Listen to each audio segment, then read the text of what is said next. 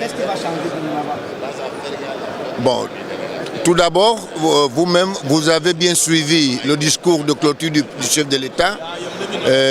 La convocation de ce dialogue, ça part de la date de 1993, quand on avait convoqué la première table ronde entre le gouvernement et les partis politiques de l'opposition pour voir comment les fils de la Guinée équatoriale peuvent s'asseoir pour discuter toutes les questions relatives au développement du pays, soit au niveau économique, au niveau social, au niveau culturel, sans haine, sans des problèmes, sans la guerre. Et le président, il a continué sur cette voie. On est sur cette démarche. Aujourd'hui, nous sommes à la 6e table ronde, c'est-à-dire pour voir qu'est-ce qui ne va pas dans le pays, au lieu de faire l'opposition armée, au lieu de faire l'opposition qui veut détruire, au lieu de construire. Notre message durant les conversations, on a fait voir à tous les participants en tant que modérateur que le père de l'indépendance avait ouvert un chemin. Mais malheureusement, ce chemin a été détruit, a été coupé par les 11 ans. Il fallait attendre jusqu'à la date de 3 août 1979 pour trouver un ingénieur qui allait ouvrir de nouveau ce chemin. Et ça nous appartient aujourd'hui, chacun avec une balai en main pour balayer le chemin, pour le laisser propre pour les fils de la Guinée équatoriale. Ça, je peux vous, excusez-moi mon français, mais je peux vous résumer que le dialogue, ça marche dans ce sens-là. C'est-à-dire qu'il y a une concertation permanente entre ceux qui ont leurs idées et les autres. C'est pour cela que nous avons dit qu'il existe les 10 commandements. Le gouvernement, vous n'avez pas encore rempli le 10 commandements. Il n'y a pas dans ce monde aucun gouvernement qui a rempli le 10 commandements. Entre les uns et les autres, il faut qu'ils s'entendent pour trouver une position commune qui peut aider le pays, qui peut aider les enfants du pays pour éviter ce qu'on connaît dans tous nos pays, la guerre. Ça ne rend pas service à personne. Enfin, en somme, c'est ça que je peux vous dire. Et comme le président l'a souligné, il faut que ce dialogue continue et qu'on se respecte les engagements. Comme on dit, pacta sunt servanda, ce qu'on a pacté, ce qu'on a conclu, le gouvernement doit prendre ses responsabilités, ses engagements, et aussi l'opposition doit aussi voir comment ils peuvent arriver à une bonne entente avec le gouvernement. Les exclusions ne sont pas possibles à notre niveau. Nous ne pouvons pas parler d'une transition. Pourquoi? Parce que la transition a été faite. Résultat de cette transition, c'est la Constitution qui dirige aujourd'hui le pays. Et cette Constitution a été réalisée par les partis de l'opposition.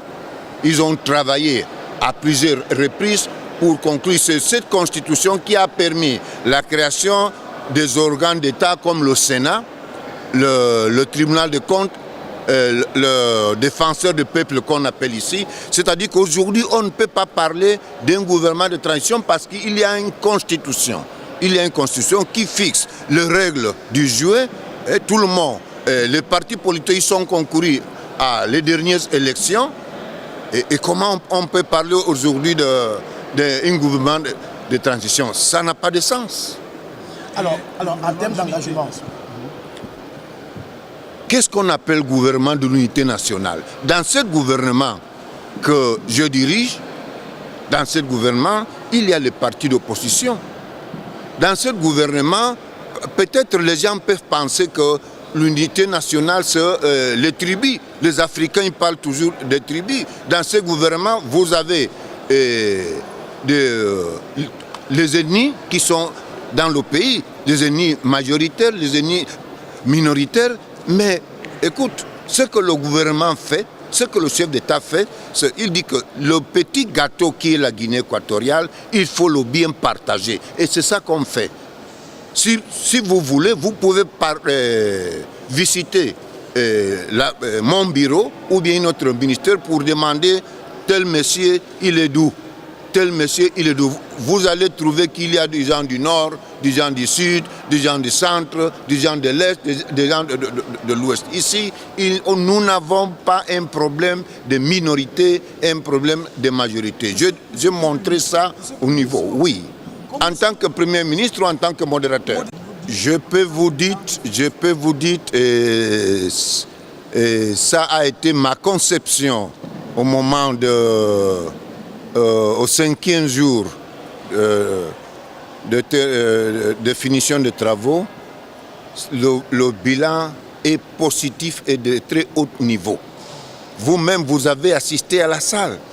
Je crois que vous avez observé que tout le monde a intervenu, tout le monde a répondu, on n'a pas eu de bagarre, on n'a pas eu quelqu'un problème qui a empêché le déroulement des travaux. C'est pour cela que je dis que ça a été un bilan exhaustivement positif. En termes d'engagement d'aujourd'hui, ce qu'on a signé, l'opposition qui a participé est en position d'exiger le gouvernement ce qui a été convenu entre les deux partis. Le gouvernement aussi doit exiger les partis politiques de respecter tous ces engagements. Pour la crise économique, le pays, la crise économique, c'est une crise qui existe partout.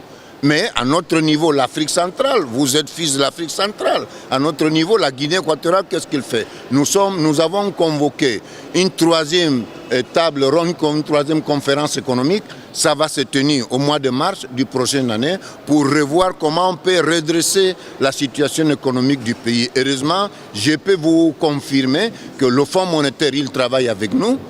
Il nous a félicités parce qu'il y a une discipline économique.